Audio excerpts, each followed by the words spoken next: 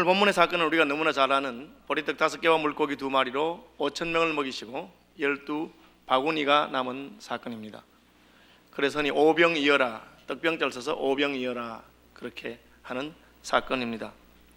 이 사건 한 절씩 살펴가면서 오늘 말씀해 주시는 교훈을 한번 살펴보려고 합니다. 1절에 예수께서 디베랴의 갈릴리 바다 건너편으로 가셨다. 3절에 예수께서 산에 오르셨다 그렇게 되어 있습니다. 왜 예수님은 한 곳에 계시지 않고 이곳저곳을 돌아다니셨을까요? 제자들도 뽑았고 학교를 하나 정해서 그 학교에서 강의하시면서 사람들이 예수님께 나오도록 그렇게 할 수 있는데 예수님은 그렇게 하지 아니하고 이곳저곳을 다니시면서 제자들을 양육하시고 이곳저곳을 다니시면서 복음을 전가한 것을 알 수가 있습니다. 그 실마리가 되는 마가복음 말씀은 우리가 다른 가까운 마을들로 가자, 거기서도 우리가 전도하여야 하리니 이것을 위해서 내가 왔다 그렇게 되어 있습니다. 예수님이 이곳저곳 다니시면서 복음을 전하시고 하나님 나라 표적을 행하시는 이유는 하나님이 부르실 영혼이 있는 곳이라면 어디든지 찾아 나서시겠다는 그런 적극적인 태도를 말하고 있습니다. 가만히 앉아서 말씀을 들어 찾아오는 사람만 영접한 것이 아니라 예수님께서 복음이 필요한데 아직 알지 못하는 사람을 향해서 나가는 것이죠. 선교에 있어서도 복음이 필요한데 아직까지 복음을 듣지 못한 사람, 언리치드, 미전도 종족이라 하는 언리치드 피플에게 나가는 사람들을 특별히 개척 선교 혹은 파이오니아 선교라고 하는 것을 보게 됩니다.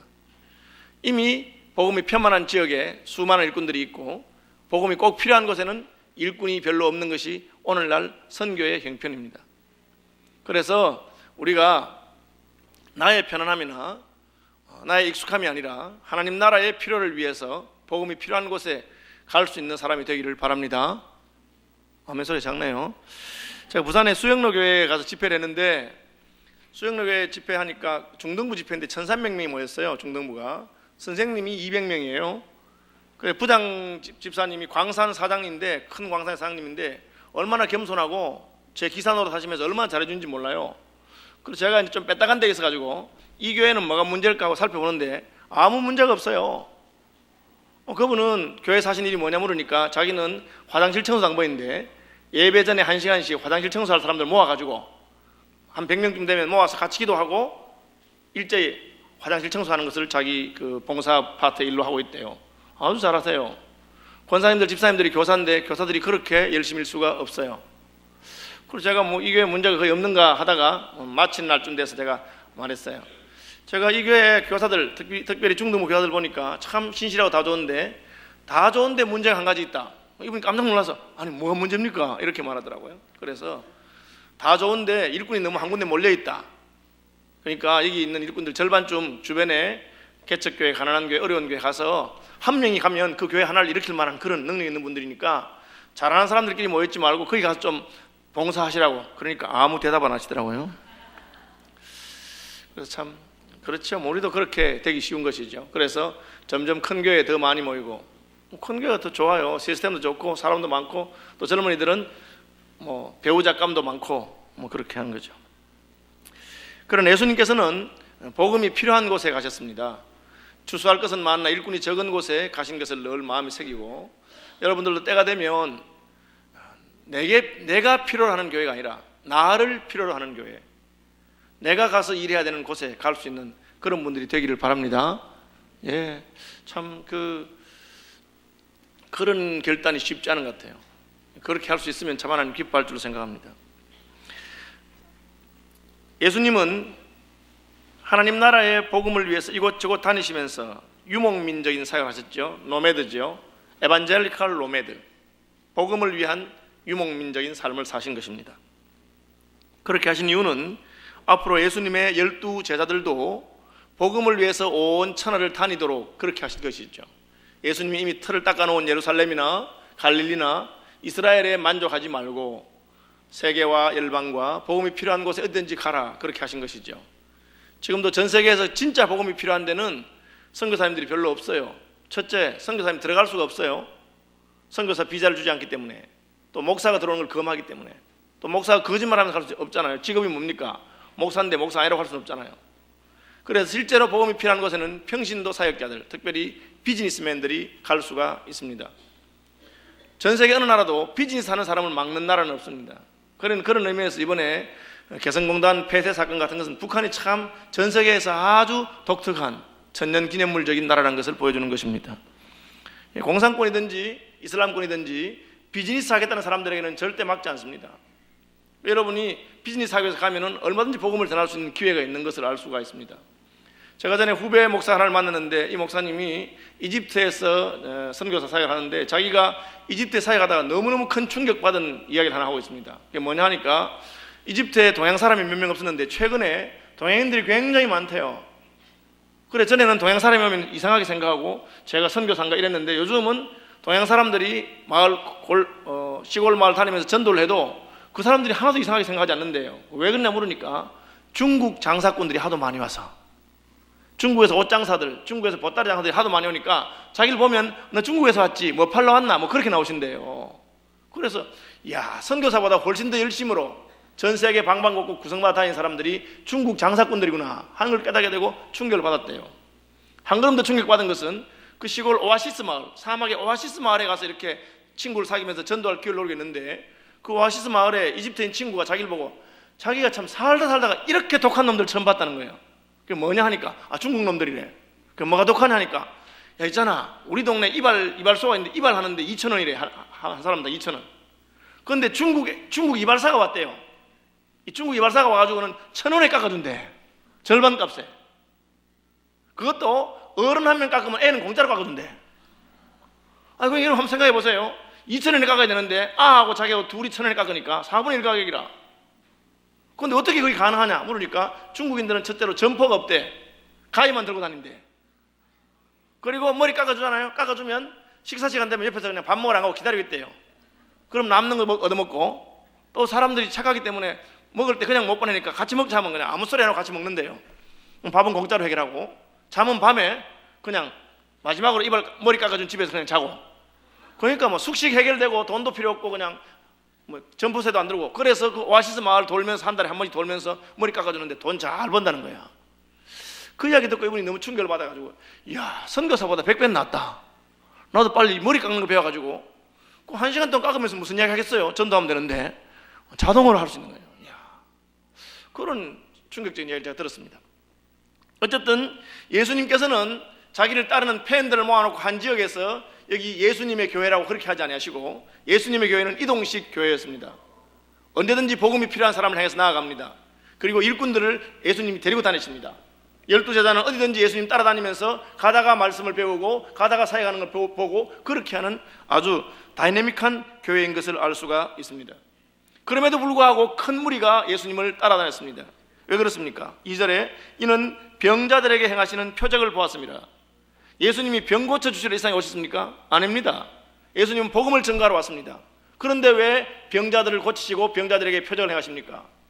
예수님께 찾아온 사람들이 병든 사람이었기 때문에 그렇습니다.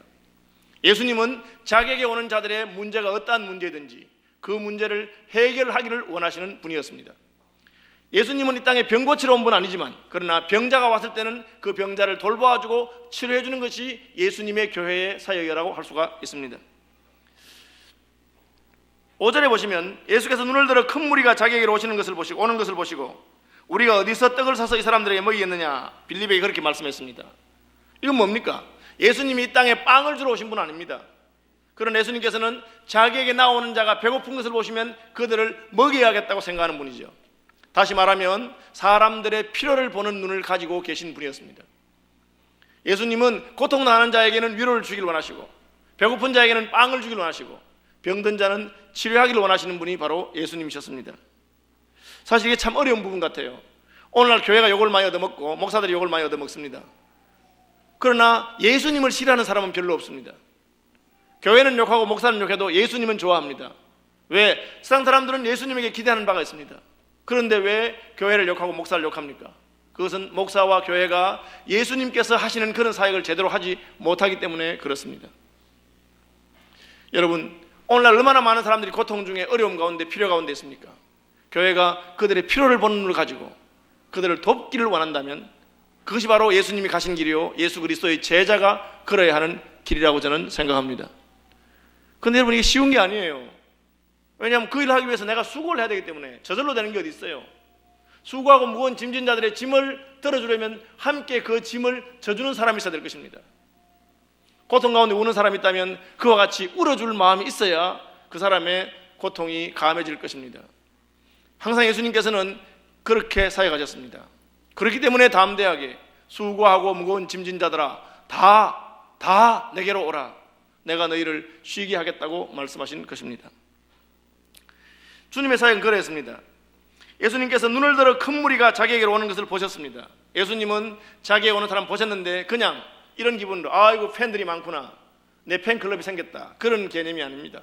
그들을 보셨다는 것은 그들의 고통을 보시고 그들의 문제점을 보시고 그들의 문제를 내가 어떻게 하든지 해결해 주어야겠다, 그렇게 생각하시는 것이죠. 주님께서 보기만 해도, 주님의 관심이 기울어지기만 해도 문제가 해결되는 것을 우리는 알 수 있습니다. 사무엘상 1장에서 한나의 기도를 보면 여호와께서 한나를 생각하신지라, 한나를 생각할 때 한나의 문제는 해결될 수 있었습니다. 그는 불임 여성이었지만 해결되게 된 것을 봅니다. 여러분, 예수께서 여러분 보시고 생각하는 것을 기억하시길 바랍니다. 그런 면에서 여러분 주의 날에 하나님의 은총의 보좌 앞으로 나온 분들은 다 복된 분들입니다. 왜냐하면 여러분이 진심으로 하나님을 찾으면 하나님 여러분 만날 것이고 주께 나온 여러분들을 예수님께서 보고 계실 것입니다. 여러분의 원통함을 주님께서는 보고 계실 것입니다. 여러분의 고통을 보고 계시고 반드시 그 문제를 해결하시고 개입할 줄로 저는 믿습니다. 예수님께서 하신 일은 무엇입니까? 무리가 배가 고픈 것을 보고 무리를 먹여야 되겠다, 그런 생각을 하셨어요. 그래서 빌립에게 우리가 어디서 떡을 사서 이 사람들을 먹이겠느냐, 그렇게 말했습니다. 야, 사람들이 이렇게 많이 왔는데 식사 시간이 다 돼가는데 뭐 먹을 걸 좀 줘야 되지 않겠냐, 그렇게 말하셨어요.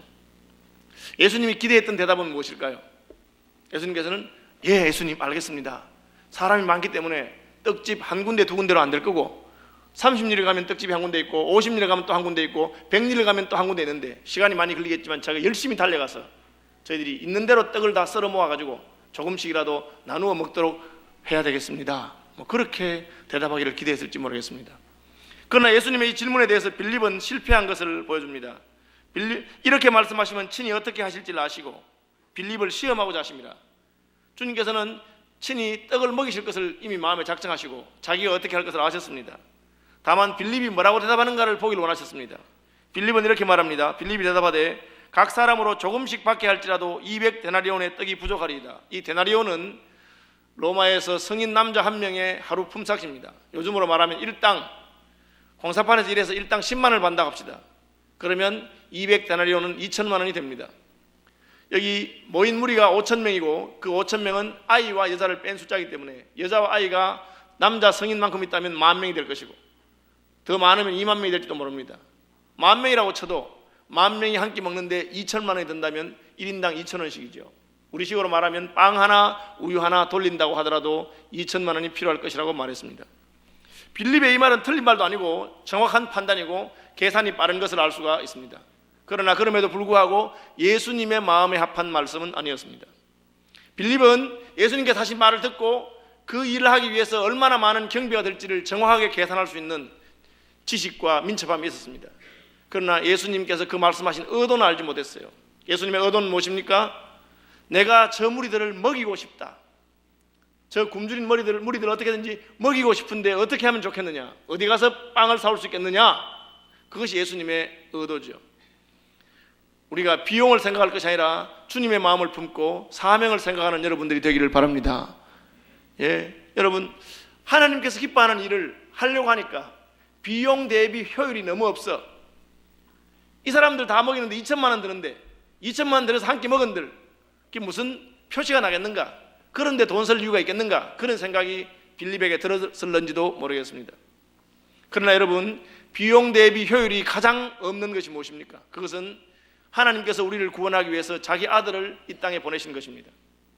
저와 여러분은 벌레만도 못한 자들이요, 죄인입니다.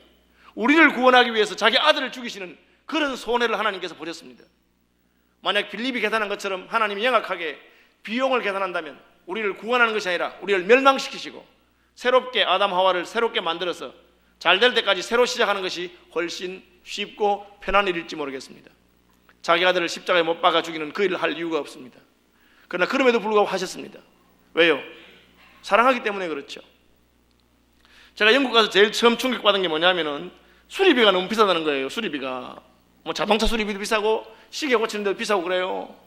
심지어 제 자동차가 고장났는데 그 뜯어가지고 일주일 동안 보더니만 원인을 모르겠다고 다시 닫아놓고 돈 달라 하더라고요. 와, 그런 사람도 있어요. 처음엔 이해가 안 됐어요.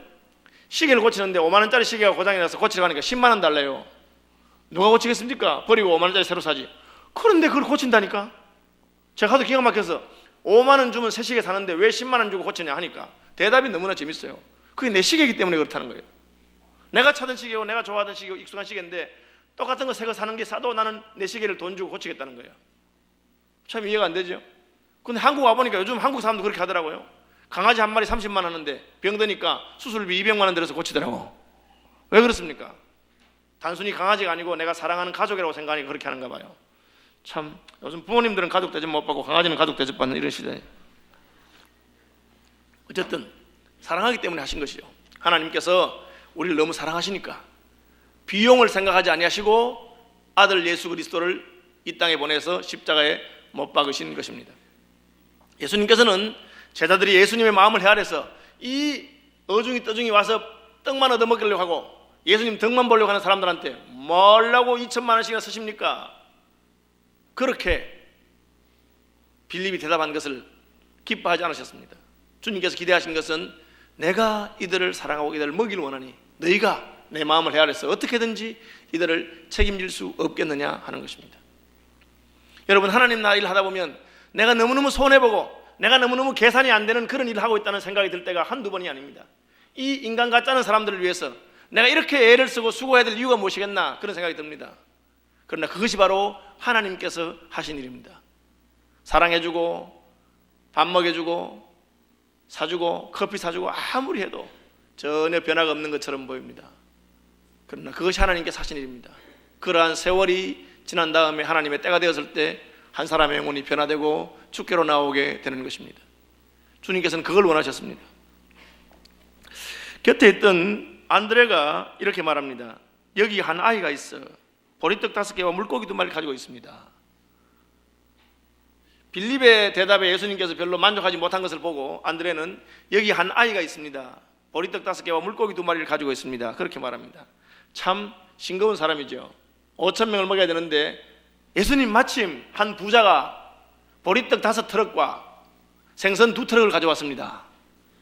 이만하면 아쉬운 대로 여기는 될 줄로 생각합니다. 여러분, 그렇게 말해야 옳지 않겠어요? 그런데 안드레가 아이가 하나 있는데 자기 도시락을 들고 예수님께 가져왔습니다. 그렇게 말하는 거예요. 이게 지금 애가 아마 엄마가 사준 도시락을 들고 예수님이 식사 시간 됐는데 밥도 안 먹는 거 보니까 내 도시락에도 예수님 드리려고 그렇게 가져왔는지도 모르죠. 예수님의 제자들이 애들을 별로 안 좋아해요. 왜냐하면은 워낙 엄마들이 애들 데리고 와서 치맛바람이 걱성이라 우리 애한테 안수해달라고 예수님의 만져주심을 바라고 애들을 많이 데려오니까 제자들이 애들은 가라. 그게 장례 정리하는 게 제자들의 일이었습니다. 오죽했으면 예수님이 아이들이 내게 오는 것을 막지 말아라. 하나님 나라가 이런 자들이 것이니라 그렇게 하면서 제자들을 꾸지람할 정도였습니다. 그런데 아이들을 물리치는 게 정상인데 이 안드레가 예수님 여기 아이 하나가 있는데 그가 도시락을 하나 가져왔습니다. 그 도시락에는 보리떡 5개와 물고기 2마리가 들어있다고 말했습니다. 성경을 보면 안드레는 복음서에서 여러 번 이런 유사한 일을 한 것을 보게 됩니다. 그는 자기 형 베드로를 예수님께 데려온 사람입니다. 헬라 사람들이 예수님께 나왔을 때 그 헬라 사람들을 예수님께 소개한 사람도 안드레였습니다. 그리고 수많은 아이들 가운데 수천 명 가운데 한 아이가 도시락을 들고 무뭇무뭇하면서 예수님을 쳐다보고 있는데 그 아이를 데리고 예수님께 와준 사람도 안드레였습니다. 다시 말하면 안드레의 은사와 역할은 사람을 예수님께 연결시켜주는 것이죠. 그래서 데리고 온 것입니다. 안드레는 베드로와 같이 설교 한 편으로 3,000명이 회심하게 하는 그런 능력은 없었습니다. 그러나 그 베드로를 예수께 데려와서 예수님의 제자가 되게 만든 사람이 바로 안드레입니다. 여러분, 여기 주목하시면 좋겠어요. 오늘 어린이날이고 하니까 혹시 교사들이 많은데 교사들이 어린이들을 가르칠 때 참 말썽꾸러기들 많죠. 오늘도 2부 예배 때 우리가 예배를 드렸는데 얘들이 3월 첫째 주일날 예배를 처음 드렸어요. 같이. 그때는 좀 조용하더라고. 애들이 아직 분위기 파악이 안 됐는가 봐. 4월 첫째 주가 되니까 떠들기 시작하대요. 오늘 5월 첫째 주 드디어 어린이날이 되니까 마음대로 떠들어 버리대. 야, 애들이 그냥 예배 전에 그냥 조용히 기도하고 말씀 보는 시간이 했는데도 불구하고 선생님들이 부끄러울 걸로 저는 생각이 들더라고요. 그래서 제가 저것들이 인간 되겠나? 뭐 그런 생각이 많이 들었어요. 안드레가 아이 하나를 예수님께 데려왔습니다. 어른도 아니고 아이입니다. 자기 도시락 하나 들고 있습니다. 그러나 그 일을 통해서 예수님께서는 크고 놀라운 일을 행하신 것을 믿으시기 바랍니다. 그 아이를 통해서 하시는 거예요. 인간 같잖아 보여도 때가 되면 하나님께서 쓰시는 것입니다. 여러분, 피카소 작품 한 점이 얼마인지 아십니까? 저도 잘 모르겠네요. 근데 보통 고호 작품 한 점에 1000만 불이면 110억 좀 하죠. 110억. 우리 교회 예배당 팔면은 고호 작품 한 점, 피카소 작품 한 점 사면 끝 뭐 이런. 야, 대단하죠. 그런데 피카소 작품을 가지고 있는 사람이 피카소 작품 값을 2배로 올렸어. 100억인데 200억으로 올렸어. 왜 올렸나 물어보니까 물감 값이 2배로 올랐대. 여러분 이해가 됩니까? 물감 값이 2배로 올랐다고 작품 값을 2배로 올리겠어요? 100억짜리 200억 합니까? 아니잖아요. 왜 아닙니까? 왜 아니죠? 피카소나 고흐의 작품에서 물감 값은 수에 칠 가치가 없는 거예요. 물감 값이 그 작품의 값을 100억, 200억 되게 한 게 아니잖아요. 그야말로 대가의 터치, 대가의 솜씨 때문에 그런 것 아니겠어요? 물감 값이 아무리 오른다고 해서 값이 올라가지 않습니다. 반대로 물감 값이 내린다고 해서 절반 값으로 떨어지지 않는 것이죠. 하나님의 역사가 마치 이와 같습니다. 여러분, 하나님께서는 안드레가 데려온 조그마한 아이 하나, 또 그 아이의 도시락 하나를 가지고 5,000명을 먹이는 놀라운 역사를 행하셨습니다. 왜 그렇습니까? 도시락이 문제가 아니고 아이가 문제가 아닙니다. 중요한 것은 그 아이가 예수님께 나아갔다는 것, 그리고 그 아이가 자기의 것을 예수님께 드렸다는 데 중요한 것이 있습니다. 여러분 이걸 늘 마음에 새기시기 바랍니다. 목사님 하나님이 쓰시고 나는 못 쓴다, 그것은 믿음이 없는 생각입니다. 하나님은 누구든지 쓸 수 있습니다. 하나님은 갓난아이도 쓸 수 있고 하나님은 그 아이의 도시락도 사용하셔서 크고 놀라운 일을 행할 수 있는 분입니다. 이것을 여러분 믿으시기 바랍니다. 제가 종종 여기서 기도해서 하나님께서 병 고친 간증도 하는데 여러분 그걸 와 우리 목사님이 능력이 있구나 그렇게 착각하시면 안 됩니다. 그건 뭐냐면 우리 목사님은 뻔뻔스럽게도 병자를 위해서 기도할 용기가 있구나. 우리 목사님 뻔뻔스럽게도 자기가 무슨 능력이 있다고 아픈 사람을 위해 손을 얹고 기도하는구나. 너희가 얻지 못하면 구하지 아니함이라고 말했습니다. 왜 그렇습니까? 우리의 능력이 문제가 아닙니다. 물감값이 문제가 아니에요. 하나님께서 거기 개입하신 것입니다. 안드레의 일은 그가 어린 아이를 데리고 예수님께 나온 것입니다. 여기 한 아이가 있습니다. 이 아이는 별로 소망이 없어 보일 수도 있고 작아 보일 수도 있고 그 아이가 앞으로 무슨 인간이 되겠나 싶을 수 있습니다. 그러나 주님의 능하신 손이 그 아이를 놀랍게 한 것입니다. 저는 오늘 2부 예배 시간에 애들 떠드는 거 보면서 저것들이 왜 저렇게 떠드나 하다가 하나님께서는 저를 지금부터 40년 50년 전 과거로 데려가는 걸 느꼈습니다. 저도 왕년에 열심히 떠들었거든요. 제가 많이 까불었어요. 제 별명이 까불이었는데 어릴 때는 너무 까불고 설치고 한다고 그렇게 했는 것 같아요. 그런데 하나님이 나를 서울시민교회 목사로 만드신 것입니다. 나는 아무 상관이 없는 것이에요. 다만 그분의 능하신 손에 붙들린 것입니다. 그러므로 작은 아이 하나라도 예수께 데려오는 것은 얼마나 크고 위대한 일이 될 수 있는지 모릅니다. 내가 전도한 망나니 같은 친구 하나가 하나님 나라를 위해서 다음 세대에 서울시민교회를 능히 감당하고 남을 가능성이 있습니다. 더 크고 위대한 일을 할 수 있습니다. 안드레가 데려왔던 그 형 베드로는 한 번 설교로 3,000명을 회심하게 했는데 베드로의 회심 뒤에는 안드레라고 하는 예수님께 형제를 데려올 줄 아는 사람이 있었던 것입니다. 저와 여러분이 이러한 안드레와 같은 사람을 예수께로 데려오는 그런 일을 할 수 있게 되기를 바랍니다. 특별히 교사로 섬기는 분들 어린이 주일을 맞이해서 어린아이들이 말썽꾸러기 같고 어린아이들이 문제가 많아도 그러나 그 아이 하나를 데려가는 것은 한 시대를 감당하는 일이 될 수 있음을, 하나님의 크고 위대한 일이 이루어질 수 있음을 생각하시기를 바랍니다.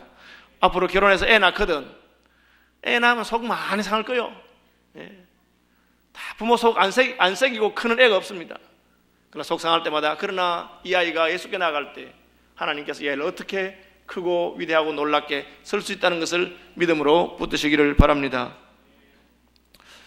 아이가 보리떡 5개와 물고기 2마리를 가지고 있습니다. 아이의 말을 듣고 예수님이 하신 반응은 무엇입니까? 예수님은 대뜸 이 사람들로 앉게 하라 그렇게 했어요. 이 앉는다는 말은 식사 대형으로 앉아라 그런 뜻입니다. 유대인의 식사 대형처럼 다리를 쭉 펴고 식사 준비를 해라 하니 보리떡 5개로 어떻게 5천 명이 식사 준비를 할 수 있습니까?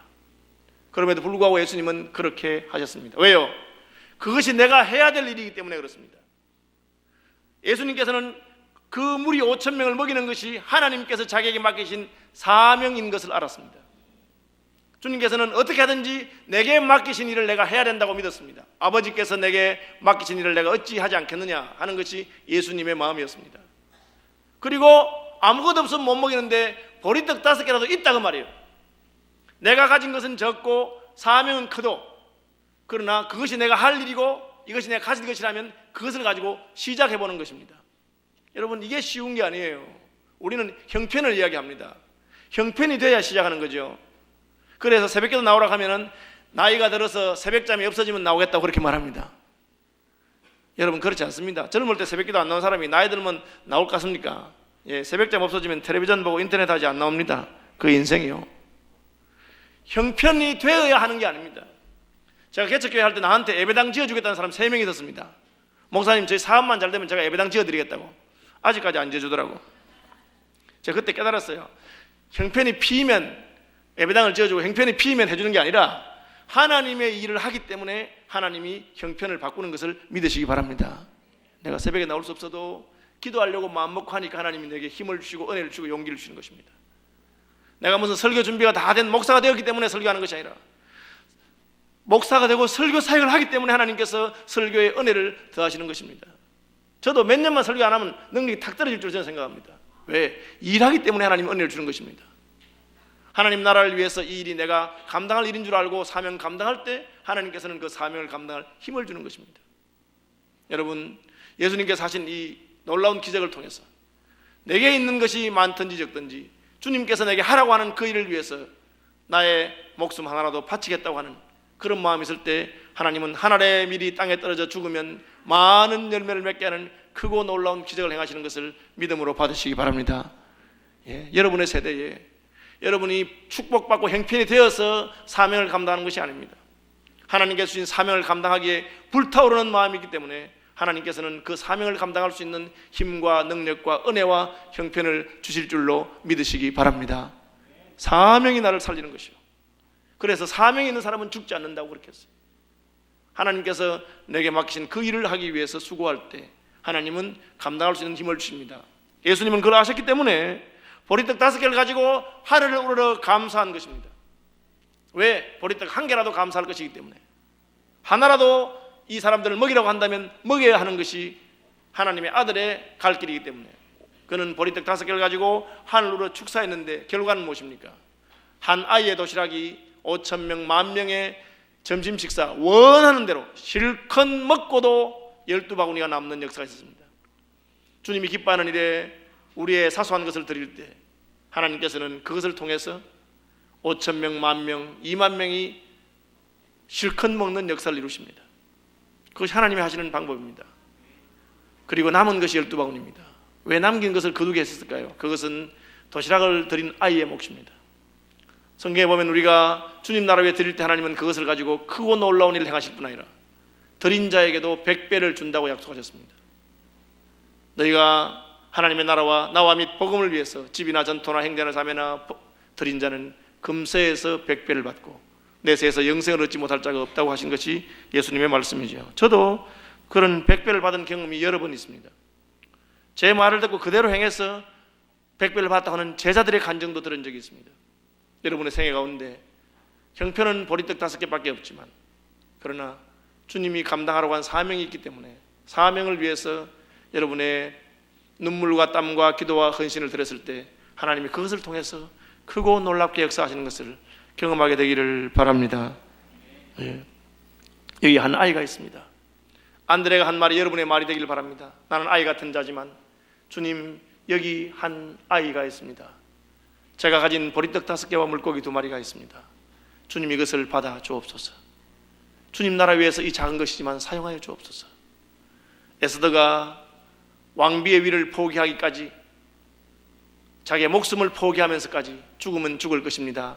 주님, 나의 목숨을 받으시고 우리 민족을 구원하여 주옵소서 할 때 에서는 잃었던 왕의 사랑을 찾고 온 이스라엘 백성들의 목숨을 구하게 됩니다. 왕의 사랑이 이미 내게 떠났기 때문에 내가 무슨 말 한들 왕이 듣겠습니까? 그는 포기하지 않았습니다. 왕후의 위를 주신 것이 이 때문인 것을, 그것이 자기의 사명인 것을 알았기 때문에 그는 기꺼이 그녀는 금식하면서 왕에게 나아갔고, 그녀의 목숨을 건 헌신이 온 이스라엘을 구원할 뿐 아니라 그리고 그녀 자신도 다시 왕의 사랑을 받는 왕비로 회복되게 하시는 것이 하나님의 방식입니다.